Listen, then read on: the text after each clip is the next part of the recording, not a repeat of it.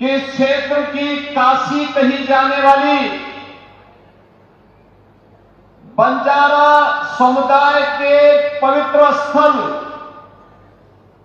संत सेवालाल महाराज, संत रामराव महाराज, संत बामनलाल महाराज की साधना की पवित्र भूमि और जहां पे साक्षात जगत जननी मां भगवती अंबा ने दर्शन दिया, इस पावन धरा को मुझे आज नमन करने का अवसर प्राप्त हुआ है।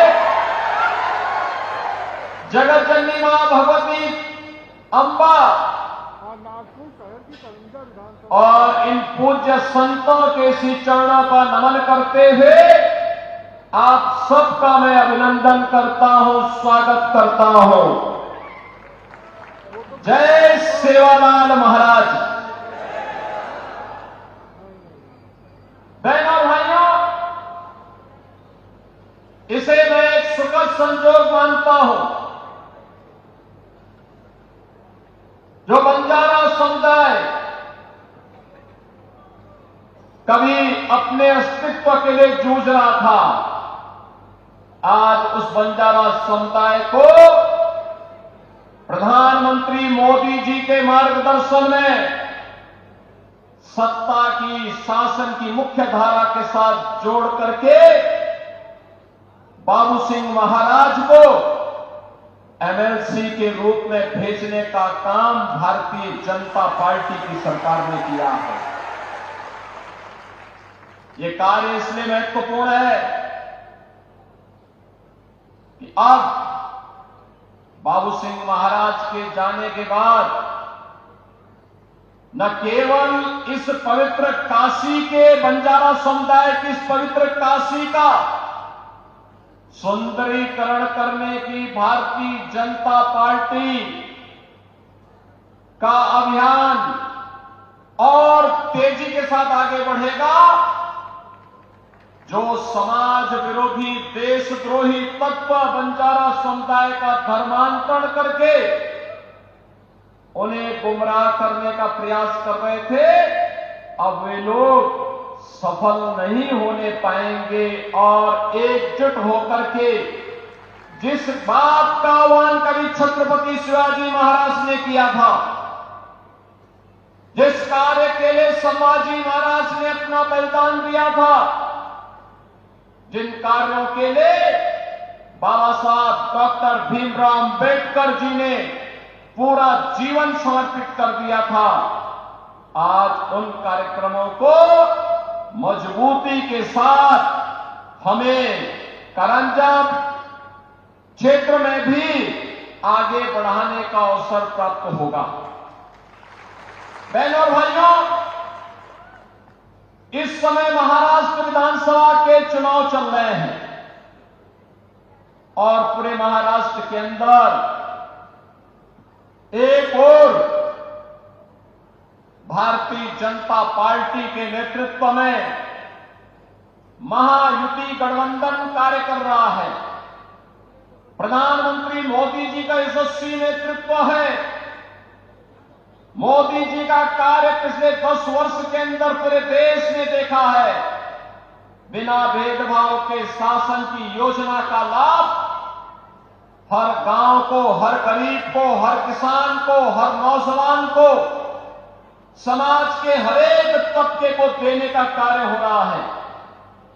वहीं दूसरी ओर समाज और राष्ट्रद्रोही तत्वों को अपने गले का हार बनाने वाला महाअघाड़ी के नाम पर एक महाअघाड़ी गठबंधन भी कांग्रेस के नेतृत्व में आपके बीच में है। न उनके पास नीति है, न देश को आगे बढ़ाने की कोई नीति है, न उनकी नियत साफ है और न उनमें नैतिक बल ही है। ये लोग मुस्लिम पुष्टिकरण की राह पर चल करके देश की अपूर्णीय क्षति करना चाहते हैं और इसलिए मैं आपसे कहने के लिए आया हूं, याद करिए, महायुति गठबंधन भाजपा, शिवसेना, एनसीपी ये सभी मिलकर के महाराष्ट्र के विकास के लिए कार्य कर रहे हैं। मोदी जी का यशस्वी नेतृत्व है। देवेंद्र फडणवीस भारतीय जनता पार्टी के नेता के रूप में इन कार्यक्रमों को आगे बढ़ाने का कार्य कर रहे हैं। लेकिन दूसरी तरफ एक ऐसी गाड़ी है महागाड़ी के पास जिसपे स्टीयरिंग भी नहीं, उस गाड़ी के टायर भी गायब हो गए हैं और ड्राइविंग सीट पर बैठने के लिए आपस में ही छीना झपटी हो रही है। छीना झपटी हो रही है कि कौन ड्राइविंग सीट पर बैठेगा। और इसलिए बहनों और भाइयों, हमें इस बात को ध्यान में रखना होगा। एक तरफ जहां भारतीय जनता पार्टी के नेतृत्व में देश की सीमाएं सुरक्षित हुई हैं। याद करिए, जब एक कांग्रेस की सरकार थी, पाकिस्तान घुसपैठ करता था, आतंकी वारदात को अंजाम देता था, बड़ी बड़ी घटनाएं घटित होती थी। हम लोग बोलते थे उस समय कि भाई पाकिस्तान के खिलाफ कार्रवाई करो, तो कांग्रेस का नेतृत्व कहता था कि नहीं नहीं, हमारे संबंध खराब हो जाएंगे। बहन और भाइयों, आज आप देखते होंगे पाकिस्तान भारत की सीमा का अतिक्रमण नहीं कर सकता, आतंकवादियों को भारत की सीमा में घुसपैठ करने के लिए प्रश्रय देने का दुस्साहस नहीं कर सकता। अगर करेगा तो फिर खामियाजा भी भुगतेगा। ये नया भारत है, ये नया भारत है। छेड़ता नहीं है, लेकिन कोई छेड़ता है तो छोड़ता भी नहीं है। सीमाओं की सुरक्षा करना जानता है, अपनी जनता की सुरक्षा करना जानता है। ये नया भारत है। अपमान नहीं सहता। ये नया भारत है। इंफ्रास्ट्रक्चर के बड़े बड़े कार्य हो रहे हैं, हाईवे, रेलवे। यहां पर हमने देखा कितना भव्य स्थल बन रहा है। संत सेवालाल महाराज की पावन समाधि स्थली, संत रामराव महाराज की समाधि स्थली, संत बामनलाल महाराज की साधना स्थली कितनी पवित्र और कितना भव्य रूप ले रहा है। ये भारतीय जनता पार्टी की विरासत के प्रति सम्मान का भाव है। बहनों और भाइयों, ऐसे ही हाईवे बन रहे हैं, railway, metro, rapid rail, IIT, IIM, AIIMS, one district one medical college, हर घर नल की योजना, गांव गांव की बेहतरीन कनेक्टिविटी। यह गरीब के लिए आवास, पीएम आवास योजना में आवास, 80 करोड़ लोगों को फ्री में राशन की सुविधा, 70 वर्ष से ऊपर के हर एक बुजुर्ग को प्रतिवर्ष 5 लाख रुपए की फ्री में स्वास्थ्य की सुविधा उपलब्ध करवाने का कार्य हो, या फिर अन्य अनेक गरीब कल्याणकारी योजनाएं। यह तो मोदी जी के नेतृत्व में भारतीय जनता पार्टी की सरकारें कर रही हैं।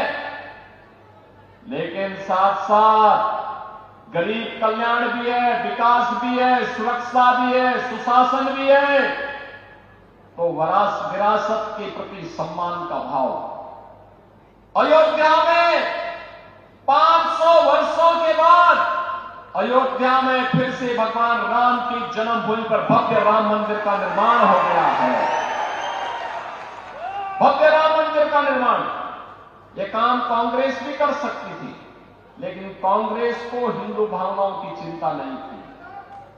कांग्रेस को हिंदू भावनाओं की चिंता नहीं थी। बहनों और भाइयों, अयोध्या दुनिया की सुंदरतम नगरी बन रही है, भगवान राम की स्थली सुंदर बन रही है। लेकिन प्रश्न है, अयोध्या में यह अपमान 500 वर्ष पहले क्यों झेलना पड़ा था? राम मंदिर के 500 वर्षों तक क्यों संघर्ष करना पड़ा था? छत्रपति शिवाजी महाराज ने जिस स्वराज की संकल्पना को आगे बढ़ाया था, इसके लिए संघर्ष क्यों करना पड़ा था? पेशवा बाजीराव को एक भारत एक राष्ट्र की संकल्पना के लिए संघर्ष क्यों करना पड़ा था? सामाजिक समता के लिए महात्मा फुले को क्यों आंदोलन करना पड़ा था? बहनों और भाइयों, एक विधान सब समान, इसका आह्वान करने वाले बाबा साहब डॉक्टर भीमराव अंबेडकर को क्यों संघर्ष करना पड़ा था? कारण था हम बटे थे, और बटे थे इसीलिए कटे थे। हम बटे थे इसीलिए कटे थे, और आज हम कहने के आए एक है और सेफ हैं, एक है सेफ हैं, यानी सुरक्षित हैं। और इसीलिए मेरी आप सबसे आह्वान है, विनती है, चुनाव में बंटना नहीं है, आपस में लड़ना नहीं है, एक होकर के देश के हित में काम करने वाली, एक भारत श्रेष्ठ भारत बनाने वाली भारतीय जनता पार्टी को अपना पूरा समर्थन और आशीर्वाद देना है।